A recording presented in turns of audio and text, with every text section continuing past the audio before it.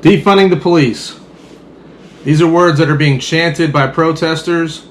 They're being tweeted about by celebrities like Chance the Rapper. You got Daryl Parks, who's a civil rights attorney who's representing the George Floyd thing. And this is what they're coming up with, is that the idea is to defund the police and give it to the community programs that they offer for kids, right?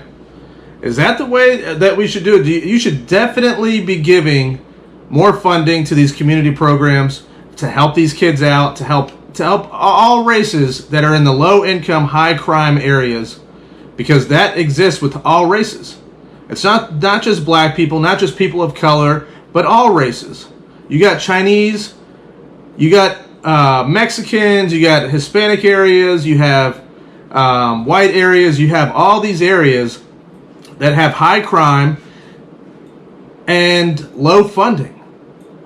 And that goes low funding with their school systems, low funding with their police department. They're already sitting pretty low. It's that it's low funding going on all across the board.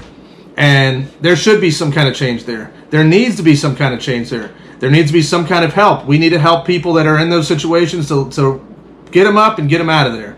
Okay? But the idea to defund the police department doesn't make any sense.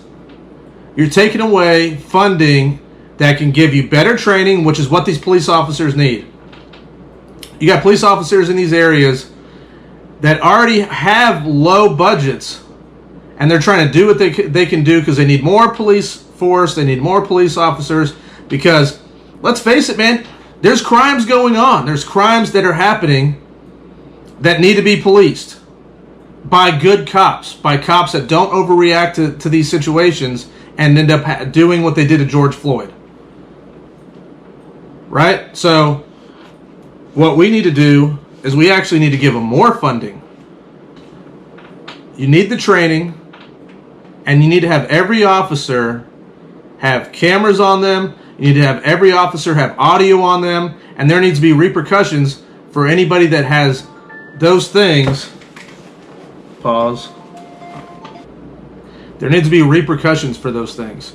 If for some reason your audio or your video is not working conveniently when an altercation happens, like this Breonna Taylor thing, an innocent woman got killed. You can say innocent black woman, but I say innocent woman got killed in her home. They had a correct no-knock warrant, right? So they could come up to the door. Police officer has that, and that means a judge signed off on it, and they have the right to kick your door in and make the arrest. Now, if you're inside waiting, like that, like Breonna Taylor's boyfriend that was somehow waiting, somehow he got the jump on them with a gun and took the first shot, according to police, according to what's out there. And I can only go off of what's out there. According to what's out there, the police came in, they got shot, they got fired upon by Breonna Taylor's boyfriend, and they returned fire at least 20 shots, and they hit Breonna Taylor with at least 8 shots. Somehow, they missed the boyfriend altogether. I don't know if he got hit, but they had a no-search warrant. They claimed to come up to the door and have knocked on the door because apparently they got a search warrant somehow, but from what is being said, there was no drug dealing happening at all. She's an EMT. She's an EMT, and the boyfriend, I can't remember exactly what his story was, but you got two sides of the story. You know how you solve those two sides? With a camera. You have a camera, and if it shows when you came in the door, if the police officers on their cameras show, I came through the door with a no-knock warrant, we got fired on. And then we fired back. Now it will show, was it necessary to fire 20 times? Was it necessary to fire in the direction that you fired in? Was it necessary, was there more shots being fired back at them, which they should be able to find with any kind of forensics?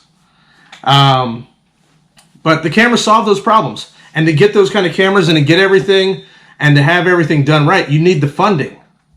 Yes, more funding for the community programs is a great idea. Different topic, though. You guys are attacking the police. You're generalizing. You're doing what you don't want done to the black community. Everybody involved in this, when you're attacking police the way that you are, you're not helping anything. We need to come up with real solutions. The solutions are more things that let us know what the cops are getting into. Because we know there's bad cops. There's bad human beings. There's bad human beings across the board, every race, everything that is ever going to happen, especially when it comes with a little bit of power, and you have human beings involved, you're going to have bad people.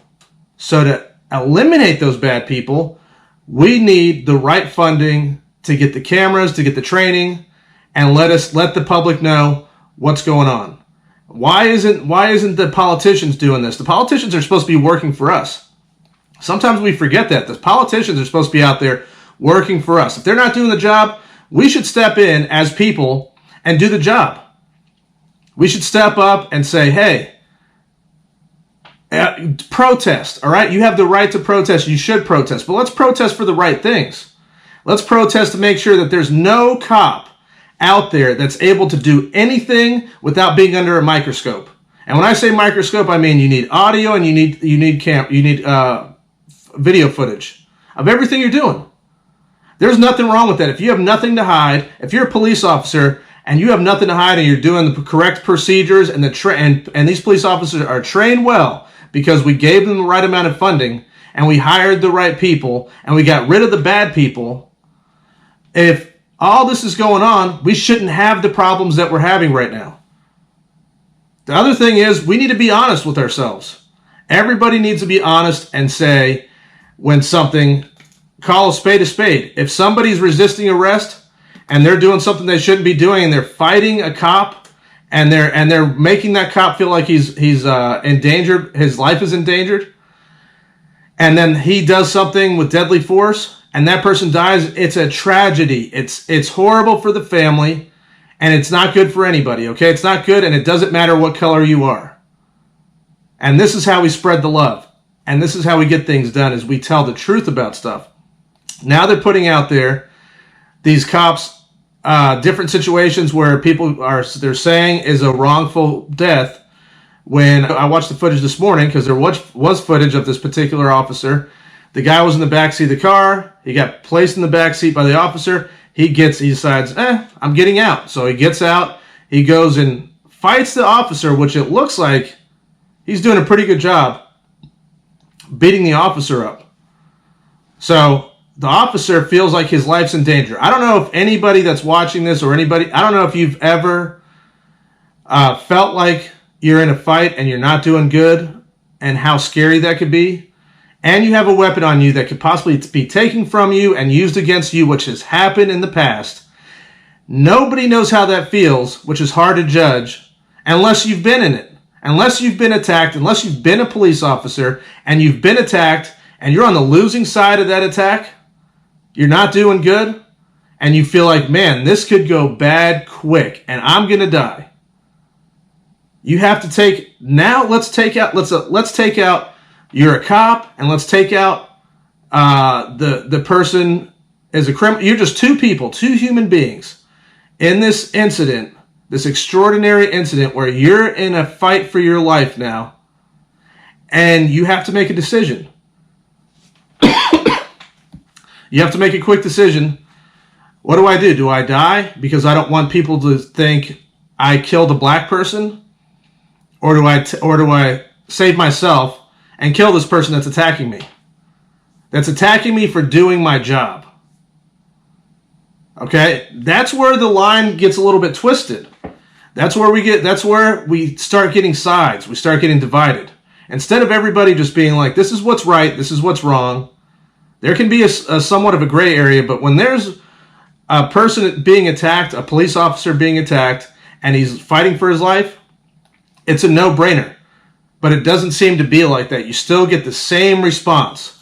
You still have riots, you still have protests, and that's when you get the divide. That's when you have half the people that are going, wait a second.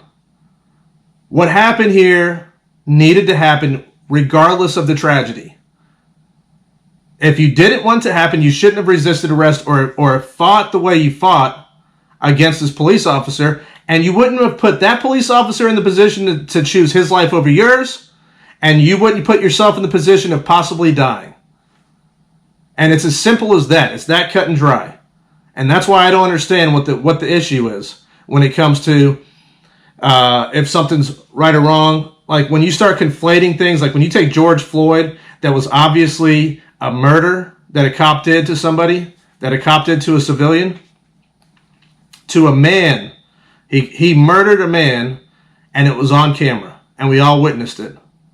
Okay? And then you take that, and you conflate it with what happened to Breonna Taylor, as tragic as it is, and how horrible I feel for their family, and how much I would never want my daughter to be in that situation where she was possibly dating the wrong person, or in the wrong situation at the wrong time, when she's innocent, and everybody should be celebrating her life, and should be feeling bad about what happened, doesn't change the fact that it's not the same thing.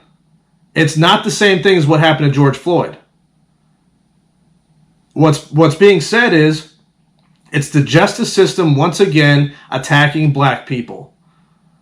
It's hard to see it like that when you have a neighborhood that you have a lot of drugs being pushed out of. You got a couple houses that are being involved in this no-knock search warrant, and hers happens to be one of them that I guess she owns the house, and the boyfriend inside, and the police officers are being told, this is what's happening in this house. It's hard. It's not an easy decision. It's not an easy decision on their part. I'm sure there was black officers involved. I'm sure there was white officers involved, and Latin, Hispanic officers, all kinds of colors, because we're in America. I'm sure there was everybody involved as police officers going in on this house, and they have the right to go in and not knock and surprise you. Now that's horrible. Let's say that happens to me. I'm sitting inside and I hear something going on outside, so maybe I prepare myself like, hey, you're already in a high crime neighborhood, so you're on high alert as even the citizen, as the person that's living inside. So you have a weapon, and let's say I'm in there, I have a weapon like I do, and I hear a commotion outside. Maybe you heard them no knock on the other house before it happened to you. So you set up, you have your shotgun waiting for something to happen to you, and you think it's a home invasion because of the kind of neighborhood that you live in. So they come in and you fire.